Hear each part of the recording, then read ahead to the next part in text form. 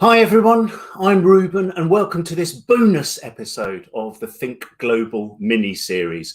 Now this is exclusive content for UK clients to understand the impact that Brexit's had on our export landscape in 2021 and also importantly to understand how to navigate some of those changes. Now, this discussion today is being led by Fitch Richardson from Glopal. Now, Glopal connect millions of merchants and buyers all around the world, unlocking international trade through advanced international marketing solutions, both for e-commerce retailers and brands looking to grow their business internationally. Now, Fitch is head of product marketing at Glopal, and he's going to walk us through the Brexit changes that we need to be aware of, how to best meet the new tax and duty requirements, and also how to shape the best buyer experience based on those changes. Now, before I hand over to Fitch, just a quick reminder, we'll be taking questions throughout the presentation today. For the last 15 minutes, I'm going to ask those questions of Fitch and indeed his team from Glopal. So do pop any questions you have in the box below. But on that note, I'm delighted now to hand you over to Fitch.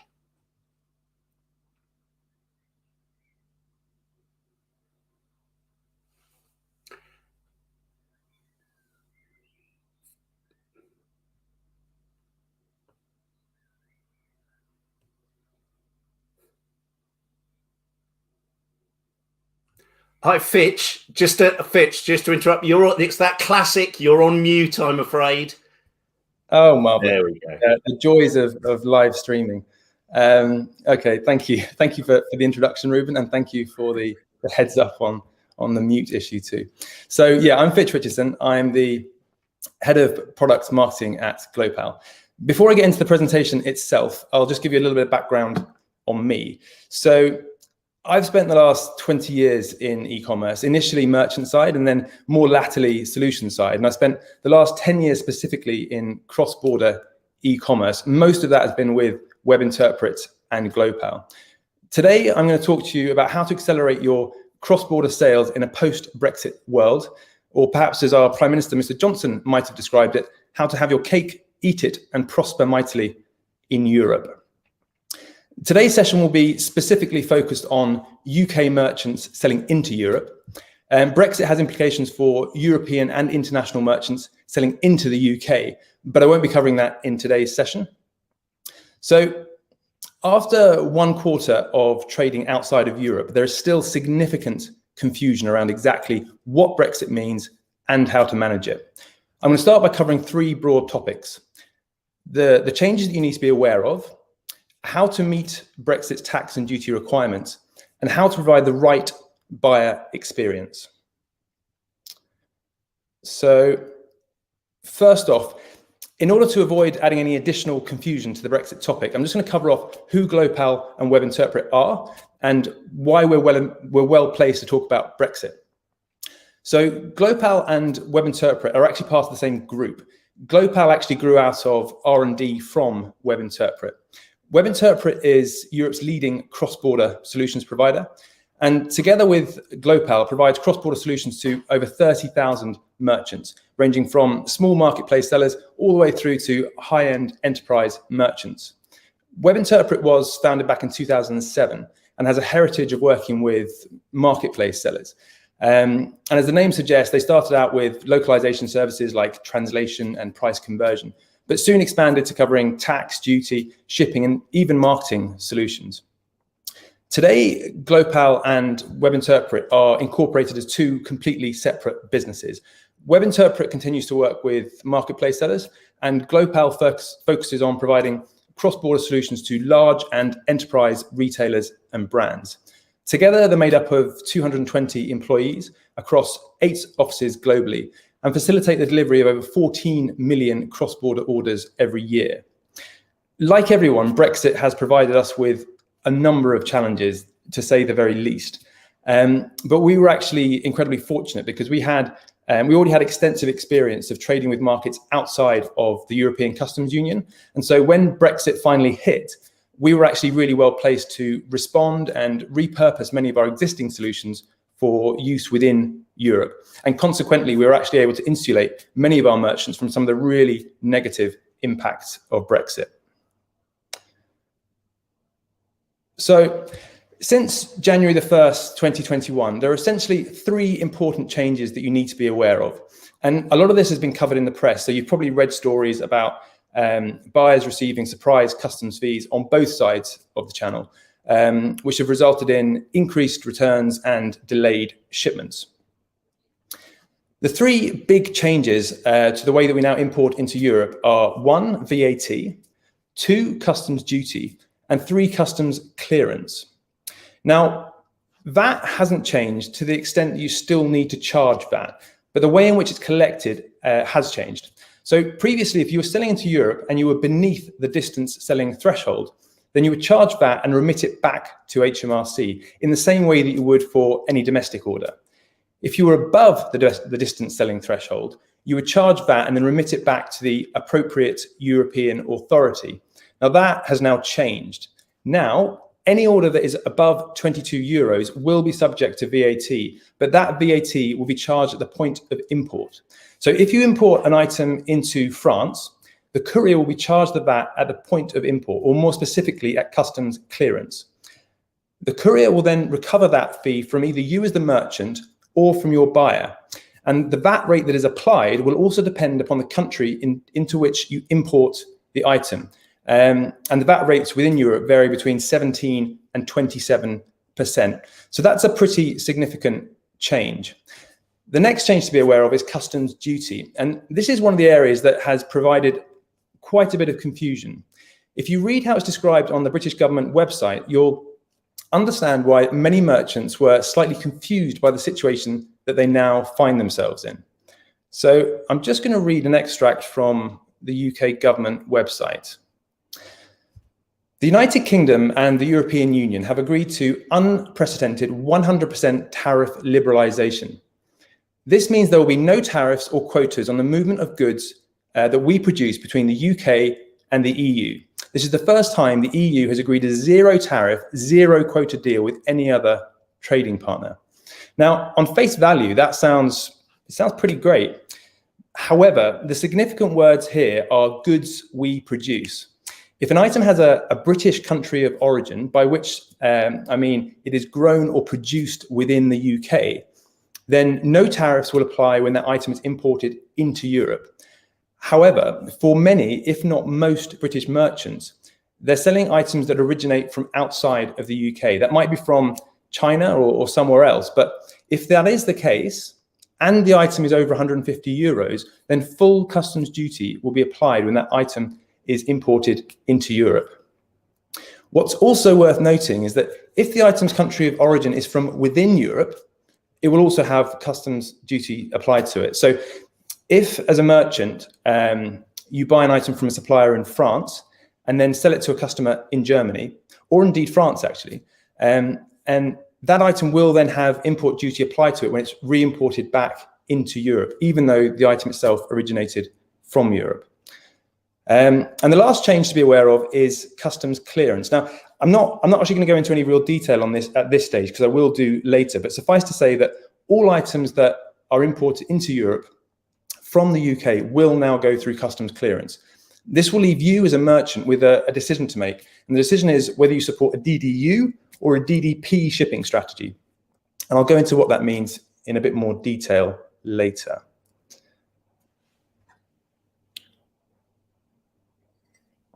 So at this point, I suspect that the majority of you have some empirical understanding of the impact of Brexit, at least on your own specific business. But it's actually quite interesting if you take a step back and take a look at the impact on British imports and exports as a whole. If you take a look at these graphs, what they show is goods imported into the UK and goods exported out of the UK, both to Europe and the rest of the world. If you look at the end of March and the beginning of April, you'll clearly see a large drop-off in imports and exports as lockdowns were announced in the UK and across Europe. I suspect that this probably mirrors your own sales trend over that period. But actually, after the initial shock of the pandemic, both imports and exports begin to return to pre-pandemic levels quite quickly. If you then take a look at the 1st of January, as we leave the European Union, we see a similar but actually steeper and more acute drop in both imports and exports. So clearly the situation isn't beneficial for either side of the channel. In terms of goods imported into the UK from the EU, we see a drop of 29%. But obviously, as British businesses, our main interest is in the exports from the UK to Europe. And here we see an enormous drop-off of 41% in our British exports, which, let's be honest, is a complete disaster. It's also worth noting that it's not just EU countries that have been affected. Britain leaving the EU has had an impact on goods imported into the UK from non-EU countries as well. These countries now also need to comply to a slightly different set of import regulations, which has resulted in a 13% reduction in non-EU imports. I think what's particularly striking here is the fact that non-EU exports, where regulations haven't changed, are actually up by almost 2% over the same period. So whilst we're here to talk about Brexit today, it's also worth remembering that there are still significant export opportunities that exist outside of Europe. So the negative impacts of Brexit in Q1 2021 are clear and generally being felt across the board. So in order to understand these figures a bit better and to see what's really driving these changes, we've gathered data from some of our own merchants and also some of our shipping partners. If we take a look at the graph on the left, the blue one, you can see the dotted line between December 2020 and Jan 2021, where Brexit kicks in. Immediately overnight, we see the average delivery time of parcels increase by 45%. And then what's interesting is that figure then doesn't drop down. It remains persistently high throughout February and into March. This is because all items going into Europe from the UK are now going through customs clearance. If this graph was extended out to Q2 and beyond, one would hope that as merchants begin to understand their obligations and begin to adopt things like a DDP shipping strategy, then we'll begin to see these average delivery times start to come back up again. If we now look at the green graph on the right, now this one is actually really quite extraordinary. Again, if you look at the dotted line where Brexit kicks in, you can see overnight the proportion of parcels that are undelivered and returned goes up 4x in January. We assume in large part this is as a result of unexpected custom fees.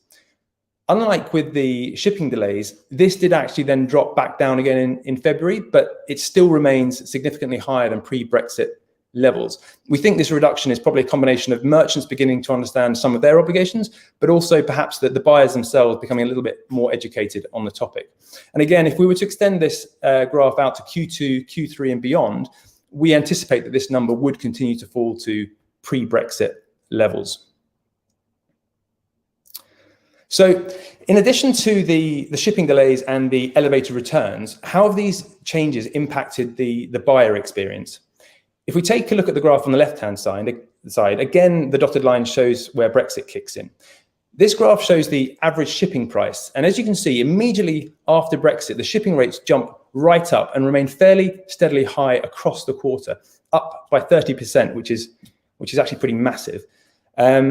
This reflects the additional processing that couriers are now having to do when importing items into Europe. There is probably a reasonable expectation that as merchants begin to understand the process better and are able to more consistently provide the correct documentation, that this may drop down a bit, but it feels unlikely that these rates will ever entirely return to pre-Brexit levels. If we look at the right-hand side, the graph shows the impact of Brexit on cross-border e-commerce conversion rates. We see an immediate drop after Brexit, then a slight recovery. And then what's slightly concerning is there's this continued downward trend. But I guess in many ways, we shouldn't be surprised that EU buyers are pretty hesitant to buy from UK merchants at the moment. They'll be concerned about delayed shipments and surprise custom fees. So in addition to the more logistical changes that merchants are going to have to make, they're also going to have to work hard to re-establish European buyer confidence.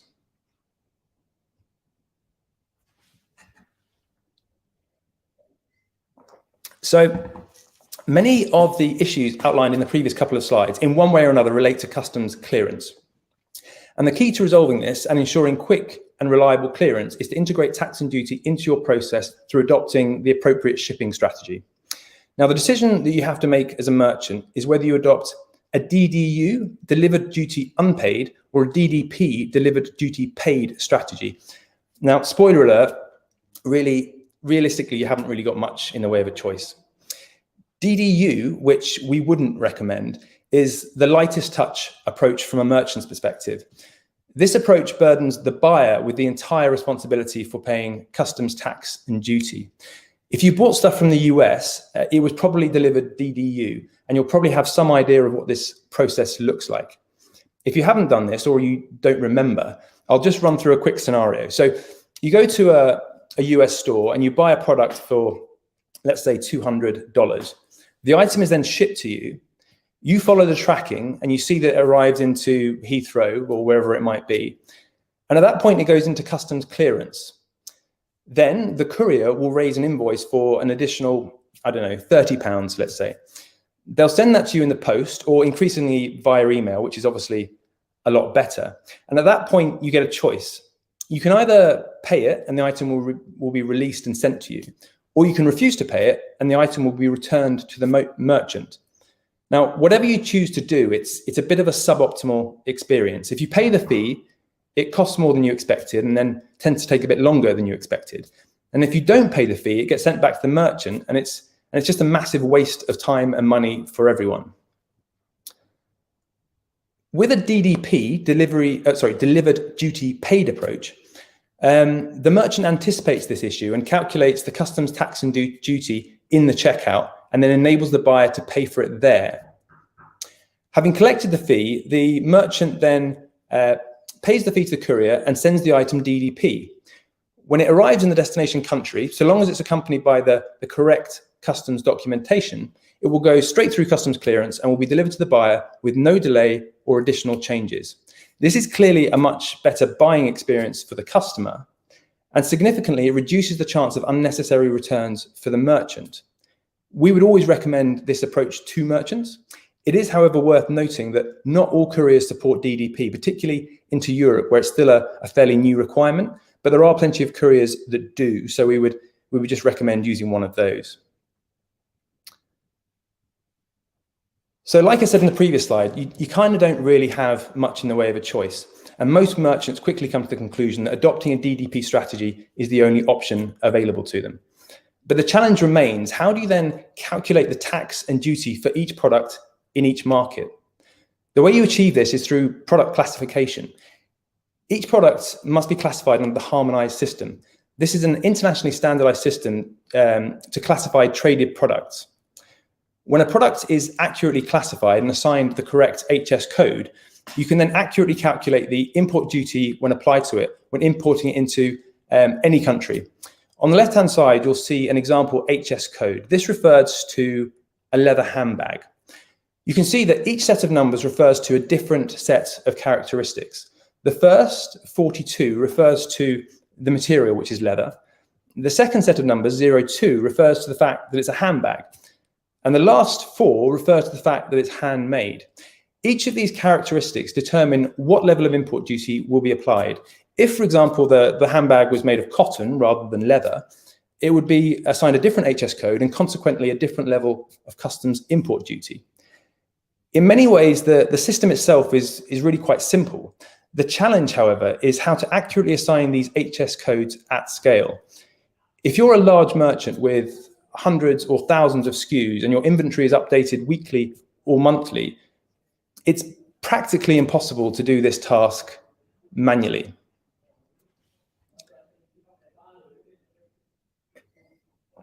So classifying your products under the harmonized system isn't just important for calculating tax and duty. It's also essential to ensure you're compliant with international import restrictions. Each country has a list of items that are either restricted or prohibited. Each list is different, and each list is regularly updated and changed. Now, some items are super obvious. Things like guns and narcotics are generally frowned upon, but others are less obvious, particularly when it comes to stuff like food and drink. But if your items are accurately classified, then you'll be able to automatically identify and restrict the sale of specific items to specific markets, ensuring that all your exports are internationally compliant. And the best way to do this is to do it at checkout based on the customer's delivery address. So once you've classified your product, you've calculated your import duty and you've charged your buyer, you're actually not quite ready to go. Even if all these things have been done correctly, but your DDP shipment does not include the correct customs documentation and licenses, your item will be delayed in customs and may incur additional costs and fees.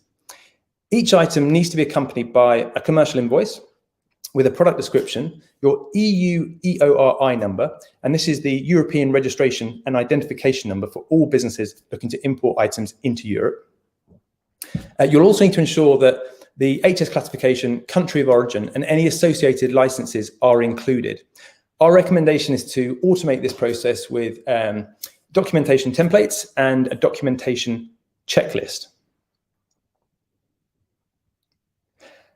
And finally, returns. So international returns, like your domestic returns, are unfortunately an inevitability. But obviously, international returns have the potential to be a great deal more inconvenient and more expensive. So it's essential that you do everything you can, like adopting a DDP shipping process, to minimize your international returns.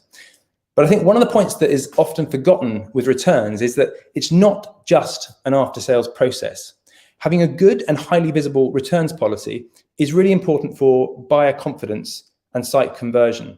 And anything you can offer in addition, like free returns or a local return shipping address, will have a really positive impact on your conversion rate, which is particularly important when European cross-border buyer confidence is at an all-time low. Additionally, you'll also have to be careful with your VAT and duty position. If you're not careful, you can find yourself being charged VAT and duty on your item when it's returned back in to the UK. To avoid this, you'll need to apply for returned goods relief, and you'll need to make sure that you can evidence the incoming and outgoing waybill, and you're able to sort of marry them up to demonstrate that the item is a legitimate return. It's also worth noting that the original VAT and custom charges paid on the way into Europe cannot, unfortunately, be reclaimed in the case of a refund or a returned item. So in recent years, the international opportunity has become increasingly democratized by businesses like our own and others. And technological innovation has meant that much smaller businesses can now integrate international into their growth strategy in a way that simply wasn't possible 5 to 10 years ago. Back then, it really was just the preserve of the very largest merchants and retailers that could really think about going international. So what I'm going to cover in the next couple of slides is how technology can reduce the risk of going international, how it's simplifying cross-border trade, and how you can use international shopping ads to grow your business.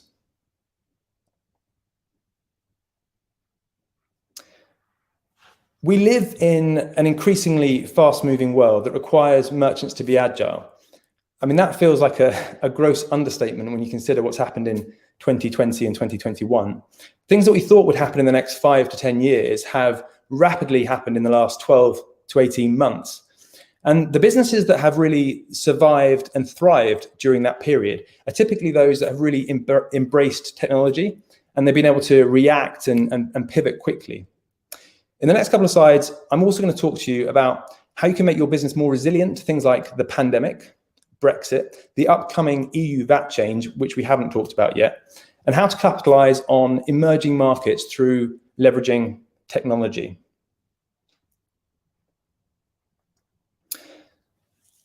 Technology has completely de-risked the international opportunity for businesses. Even 5 years ago, the cost of going international was so expensive that it constituted an enormous risk for businesses, a risk that many businesses were simply not prepared to take. Today, it's 10 times faster and 10 times cheaper to go international, to the extent that today the real risk is not going international. Reliance on a single market is a risk. That might be down to the localized impact of the pandemic or high competition or the limited and finite growth that one market can provide, but it is a clear risk. Expanding internationally enables you to sell to multiple markets, which within the context of the pandemic can help to reduce the impact of localized and national lockdowns, etc. It also gives you access to more buyers and can flatten any seasonal sales variations that you might experience. Expanding internationally also gives you access to markets where the commercial landscape may be less developed, less competitive, and can provide a fast and large growth opportunity, which many merchants don't see in their domestic market. Now, we've covered off the challenges around international shipping, tax and duties, and we now have some idea as to why parcels are being held in customs and why buyers are receiving surprise fees. So technically, what does the right solution look like? The right solution should be a fully integrated and automated process that incorporates HS classification, prohibited items, customs duty calculations, and international shipping. If you take a look at the screenshot here on the right, this is an example of a fully integrated and compliant international checkout. The first thing to note with the checkout, which actually is not in this example, but the checkout should be provided in the local language of the target buyer. The checkout is the most sensitive part of the buying process, and it's therefore imperative to give buyers as much confidence at this stage as possible. Secondly, you'll notice there are a variety of shipping options from multiple couriers. Now, often merchants provide just one shipping option to buyers outside of their domestic market, and this is a mistake. Providing multiple options will have a positive impact on your checkout conversion rate. Amongst our merchants, we saw a 20% increase in checkout conversion rate for merchants that offered both an express and an economy option. This is because by doing this, you're able to appeal to multiple buyer types. You can appeal to the time-sensitive buyer, but also the cost-sensitive buyer. Having only one option will alienate one of these buyers. If we progress a little bit further down, you can see the option where we calculate and allow the buyer to pay their customs fees, which provides the buyer with a guaranteed total landed cost. This part is absolutely essential in order to reduce the customs delays and surprise customs fees, which often result in unnecessary and expensive international returns. At this point, if you've collected the fee from the buyer, you'll pass it on to the courier, send the order DDP, delivered duty paid. And so long as the item has the appropriate documentation, it will go straight through customs and will be delivered to the buyer with no delay or additional fees. Providing the best user experience to international buyers in many ways isn't really rocket science, certainly in concept. It's basically about trying to make the experience as close to the buyer's domestic shopping experience as possible. This means the site should be in their language, their currency, and should provide local payment and shipping options. In the past, achieving this was really complicated, time-consuming, and consequently really expensive. It meant that in many cases, it was just the biggest retailers and brands that went international. But even for them, it wasn't really easy. It was a big risk that often involved cloned infrastructure, international-only stock, and some really horrible manual processes. And this would often temper their international ambitions. Today, through leveraging tools like real-time content translation, price conversion, this process and strategy has completely changed. It's now possible to launch a localized version of your store in over 100 markets in under a week without changing your core infrastructure, couriers, or payment providers. This has really profoundly changed the way that you can now take your business global. You now don't need to know in advance which country you think your product or brand is going to work in. Instead of strategically researching individual markets and then taking a gamble on a small number of low-risk markets, you can instead rapidly launch in 100 markets, monitor the traffic, monitor your return on ad spend and monitor the sales, and then build your market strategy around the markets that show the greatest potential. With markets that have the right audience, the right competitive landscape, and the right return on ad spend, you can then begin to increase your marketing spend and invest further. This makes you much more agile as a business and much more resilient to shifts in global trends.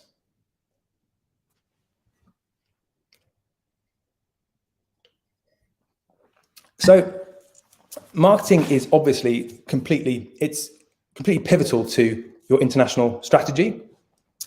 In the old days, before you could quickly spin up 100 markets in a week, it was difficult to know how to test prospective markets effectively. You couldn't just set up a marketing campaign in France, drive traffic to your domestic store, and then hope to get a realistic idea of the potential of the French market for your business. You couldn't do that for a couple of reasons. One, many marketing platforms, I think including Google, wouldn't actually allow you to set up a French advertising campaign and then drive traffic to an English language site in pounds. But even if you could, the conversion rate of that traffic would be far lower than if you were to drive it to a localized version of your store. So it was difficult to get a true picture of the real potential of a market for your business.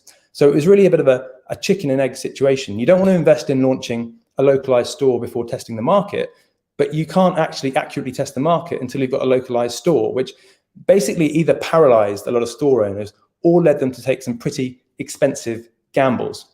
Today, technology has completely unlocked international marketing, so that you can now quickly and affordably launch dozens of localized stores, and then using a similar approach, launch and localize international shopping ads. Then you can drive traffic to your localized stores to establish which markets have the greatest potential for your business. And it's not always obvious. On the surface of it, a market might have, it might look like it has great potential. There's a big proven market, but in reality, it's also highly competitive and saturated. Whereas there may be some other seemingly smaller markets which actually provide huge growth opportunity because they're underdeveloped, they have little competition, and they have a great return on ad spend. The only answer is really just to kind of get out there and try it with localized versions of your store. International shopping ads enables you to do that so that you can then take a really objective and data-driven approach to your international strategy.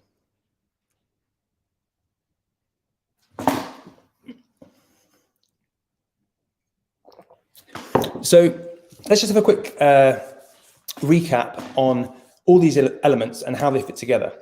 In order to capitalize on the international opportunity, whether that's within Europe or elsewhere, you'll need to address three main areas. Global customer acquisition, and you can do this through international shopping ads and SEO. To do this, you'll need to have a fully localized version of your store in each market so as to optimize the international conversion. And then finally, you'll need to ensure that your logistics compliance ensure a great buying experience for your international buyers. Now, I'm coming to the end of this presentation, and I just want to lay out our recommendations for the best practices for merchants looking to trade in Europe and beyond. So one, implement tax and duties calculations with guaranteed total landing cost in your checkout. That will enable you to support a DDP shipping strategy to ensure that your parcels go straight through customs clearance. Two, create a shipping strategy that enables flexible direct shipping and returns to worldwide buyers. And remember, a decent return strategy is not just an after-sales process, but it's actually something which is critical to good site conversion. Three, refine and optimize internal data flows, HS codes, EORI, country of origin, and prohibited items, etc. Four, use an e-commerce technology provider to help automate the components that you're missing. And finally, be ready for what comes next. Unfortunately, Brexit is not the end, but in some ways, just the beginning. So in July this year, Europe is bringing in a very significant change to the way in which VAT is charged and collected in Europe. I'm not going to go into this in any detail because today was really about Brexit, but it is essential that you're forewarned, because if you fall foul of it, it has the potential to affect your business and buyers in a similar way to Brexit. So here are the headlines, and hopefully they'll make a bit more sense now that you understand kind of where we are with Europe today.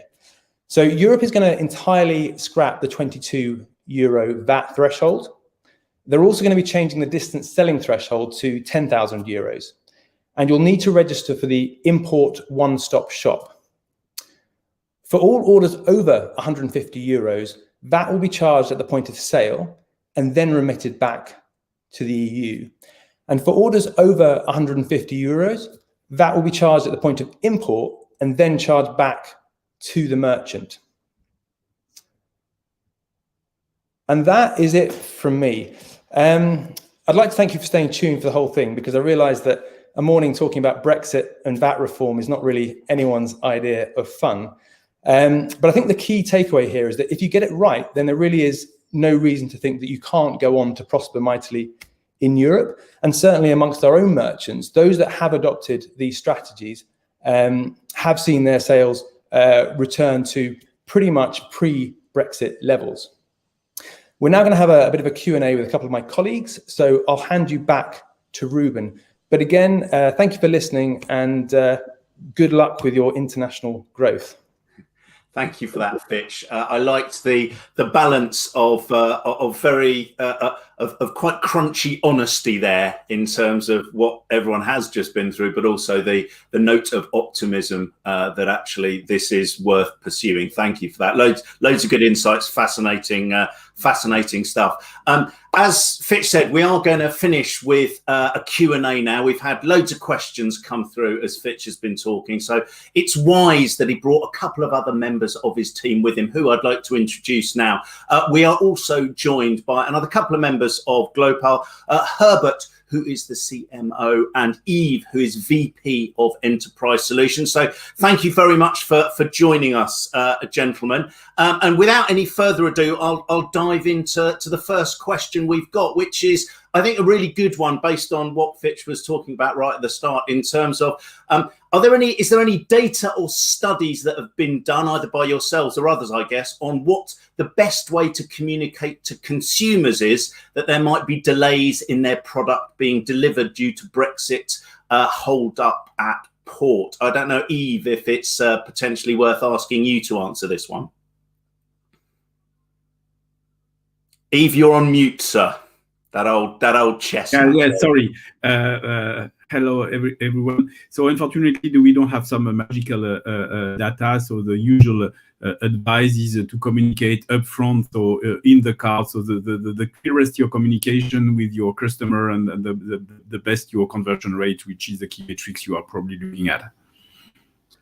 Thank you very much. Is there a fee? Just I'll ask a question of my own, actually, just to throw on top of that. I mean, can you over communicate? Because it struck me as Fitch was talking, you know, that lots of it was about making sure that your customers are continually informed. Is there such a thing as over communicating when it comes to exporting goods? Yeah. So I'm not sure how. So sorry, from my perspective, it's very important to communicate in the whole buyer funnel, right? So the more transparency we give, the better, right? So it is true for possible tax and duty fees. It is also true when there is potentially a problem, right? So if there is some delay in the shipment of a product, most of the issue happen when a buyer don't know what's going on, right? So people don't know what's going on, so they will contact support, they will contact the shipping carrier, and communicating about where the parcel is, you know, with real-time tracking and real-time communication is basically the best way to avoid problems and to ensure some customer satisfaction, even if there is some delay. Yeah. That makes a lot of sense. Thank you. Thank you very much, Herbert. So the second question we had submitted was around delivery times for products. Across Europe, what's the typical expected delivery time for products being delivered?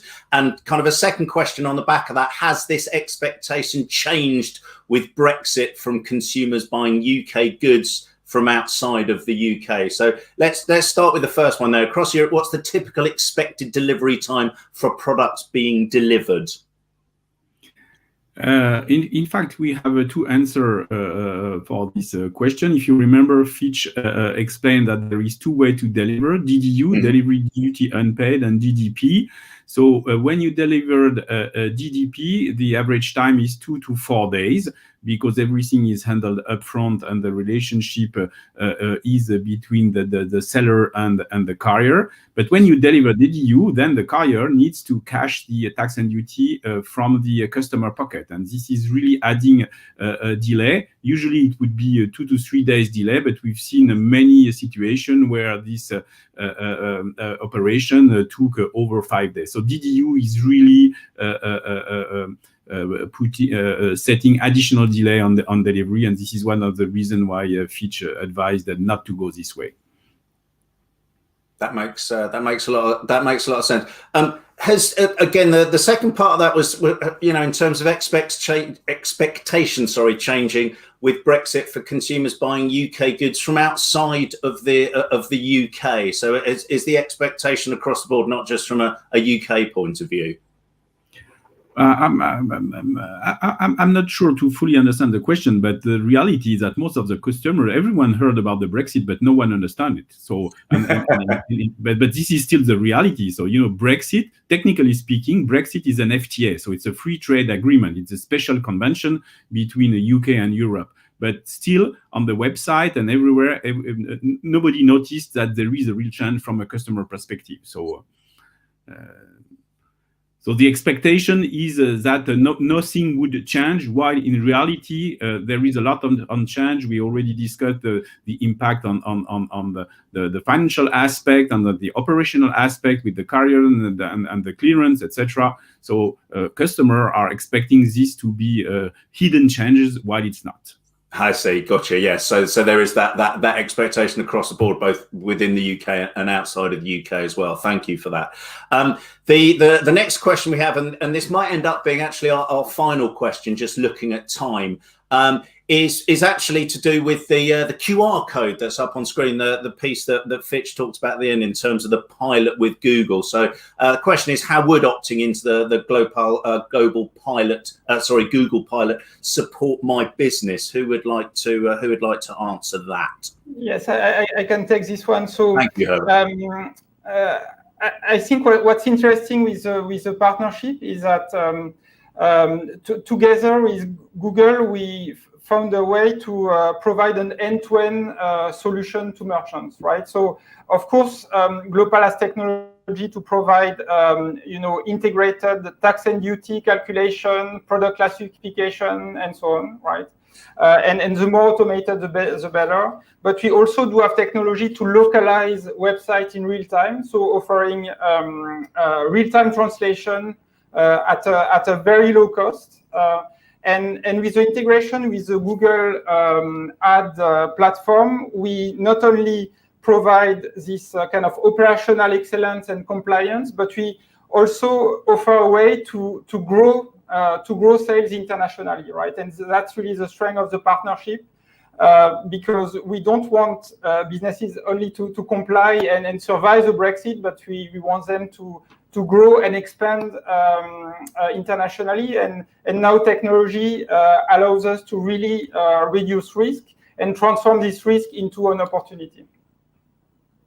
Thank you very much. That makes a huge amount of sense. And I guess, you talked about, everything in coming together and bringing, all parts of helping to combine all parts of the business to make that as seamless as possible. And I'm guessing as well that as part of this pilot, the Fitch, the VAT changes that are coming down the line are also kind of baked into that solution, presumably. Absolutely, yeah. Absolutely. The platform covers, of course, all the change related to the Brexit, but being a global company, we will support all the upcoming VAT change in Europe this summer. And that's going to be another fun time working on new regulations. Never has fun been applied more broadly to a situation. Thank you, Herbert. That makes a lot of sense. Well, look, there's a couple of questions we didn't quite get around to. Actually, one of which I think we've answered really nicely through not just the presentation, but actually through the Q&A as well, which is about where in the customer journey should the business flag that charges may be incurring and may be incurred. And I think we've spoken about that. And the question about whether these tariffs should be baked into the price of the product. Again, I think that was nicely covered in terms of thinking about the delivery method. So look, gentlemen, with one eye on the time, I think we've just about come up to our scheduled time. So I'd like to say a huge thank you to Fitch, to Yves, to Herbert for joining us and just sharing all their knowledge and their expertise with us this morning. And I'd also, of course, specially like to say thank you very much for everyone who tuned in for this special exclusive episode of the Think Global mini-series. So with that, I shall leave. I shall give the guys an opportunity to say goodbye. Yeah, well, thank you very much, Ruben. And I think just as a takeaway, everybody got to think a bit bashed by Brexit in Q1, but really the outlook is incredibly optimistic. You get these things right, it's not rocket science. It's just a recipe of things we have to do, and the outlook is really, really positive. And I think even today, I was looking at some of the most recent figures coming out, and we already see a bit of an uptick in our exports back to Europe. So it's a positive outlook. I'm loving the end on a positive note. Thank you very much, gentlemen, and thank you very much, everyone, for watching. Goodbye now, and good luck with everything. Thank you. Thank you. Bye-bye. Check it out.